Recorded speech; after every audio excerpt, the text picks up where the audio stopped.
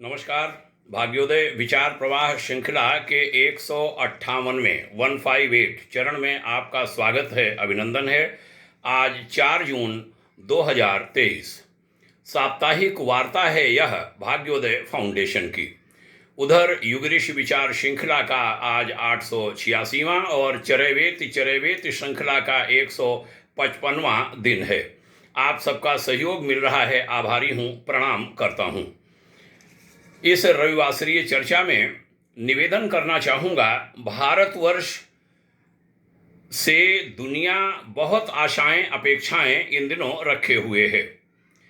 भारत के हम लोग, चाहे वह राजनीतिक लोग हों, चाहे सामाजिक, आध्यात्मिक, सांस्कृतिक, किसी भी क्षेत्र के, सब भारतवर्ष की प्रतिष्ठा का बहुत ध्यान रखें, क्योंकि भारतवर्ष ही एक ऐसा राष्ट्र है जिसका वर्णन वेदों, उपनिषदों, पुराणों आदि में मिलता है और वह सर्वाधिक प्राचीन राष्ट्र है जहाँ पर लोग शांति प्राप्त करते हैं, शीतलता प्राप्त करते हैं।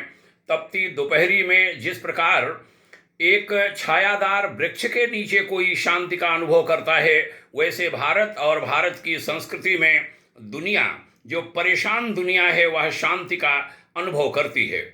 भारत के बारे में दुनिया के बहुत सारे लोगों ने भी बहुत महत्वपूर्ण बातें कही हैं। मैं यहाँ कुछ विदेशियों की राय भारत की पावन भूमि के बारे में क्या है वह उद्धृत करना चाहूँगा।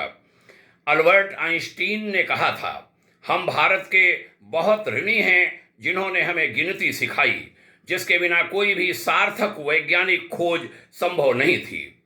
रोमारोला ने कहा, फ्रांस के मानव ने आदिकाल से जो सपने देखने शुरू किए, उनके साकार होने का इस धरती पर कोई स्थान यदि है तो वह है भारत। अमेरिका में चीन के राजदूत हु सिह ने कहा था, सीमा पर एक भी सैनिक न भेजते हुए भारत ने 20 सदियों तक सांस्कृतिक धरातल पर चीन को जीता और उसे प्रभावित किया। मैक्स मूलर ने कहा था, यदि मुझसे कोई पूछे कि किस आकाश के तले मानव तन अपने अनमोल उपहारों समेत पूर्णतया विकसित हुआ है, जहां जीवन की जटिल समस्याओं का गहन विश्लेषण हुआ और समाधान भी प्रस्तुत हुए, जो उसके भी प्रशंसा का पात्र हुआ जिन्होंने प्लेटो और कांट का अध्ययन किया, तो मैं भारत का नाम लूँगा। मार्क ट्वेन ने कहा था, मनुष्य के इतिहास में जो भी मूल्यवान और सृजनशील सामग्री है, उसका भंडार अकेले भारत में है। आर्थर शोपेनहावर ने कहा था, विश्व भर में ऐसा कोई अध्ययन नहीं जो उपनिषदों जितना उपकारी और उद्यत हो।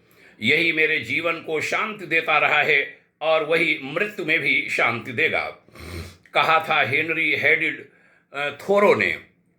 प्रातःकाल में अपनी बुद्धिमत्ता को अपूर्व और ब्रह्मांड व्यापी गीता के तत्वज्ञान से स्नान कराता हूँ, जिसकी तुलना में हमारा आधुनिक विश्व और उसका साहित्य अत्यंत क्षुद्र और तुच्छ जान पड़ता है। राल्फ वाल्डो इमर्सन बोले, मैं भगवत गीता का अत्यंत ऋणी हूँ। यह पहला ग्रंथ है जिसे पढ़कर मुझे लगा कि किसी विराट शक्ति से हमारा संवाद हो रहा है और उस भगवत गीता का संबंध भारत भूमि से है। विल्हन वोन हम्बोल्ट ने कहा था, गीता एक अत्यंत सुंदर और संभवतः एकमात्र सच्चा दार्शनिक ग्रंथ है जो किसी अन्य भाषा में नहीं है। यह एक ऐसी गहन और उन्नत वस्तु है भारत की, जिस पर सारी दुनिया गर्व कर सकती है। एनी बेसेंट ने कहा था, विश्व के विभिन्न धर्मों का लगभग 40 वर्ष तक अध्ययन करने के बाद मैं इस नतीजे पर पहुंची हूं कि हिंदुत्व जैसा परिपूर्ण वैज्ञानिक, दार्शनिक और आध्यात्मिक धर्म और कोई नहीं। तो यह निवेदन आपसे करते हुए कहना चाहूँगा, हाथ जोड़कर अपनी ओर से और भाग्योदय फाउंडेशन परिवार की ओर से, कि कृपा कर हम भारत के लोग भारत की प्रतिष्ठा को बनाने के काम में लगे, बिगाड़ने के काम में नहीं। कोई कमियां, सब जगह कमियां होती हैं, हमारे बीच में भी कमियां हैं, उन कमियों को हमें मिलकर दूर करना है। खासकर भारत की धरती से बाहर कभी भी कोई बात ऐसी न कही जाए जो हमारे देश को नुकसान पहुंचाती हो। दुनिया का कोई एक व्यक्ति नहीं मिलेगा जो अपने देश की बुराई दूसरे देश में जाकर के करता हो। इससे हमें बचना है।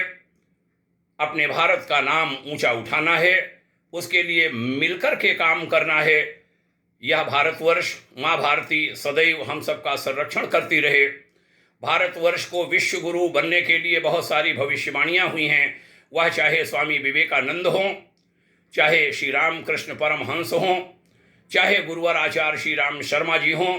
बहुत सारे महान पुरुषों ने भारतवर्ष के लिए बहुत अच्छी अच्छी बातें कही हैं और उनके सार्थक होने का समय निकट है।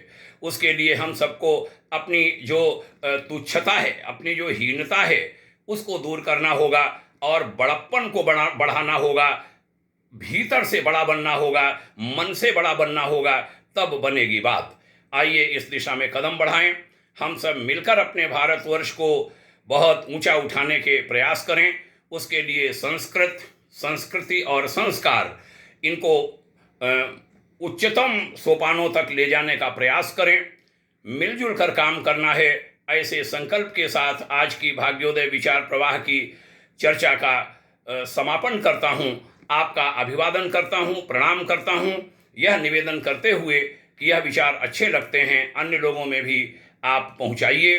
आपके उज्जवल भविष्य की भाग्योदय सदा कांक्षा करता हूँ। जय हिंद, शुभकामना, ओम शांति।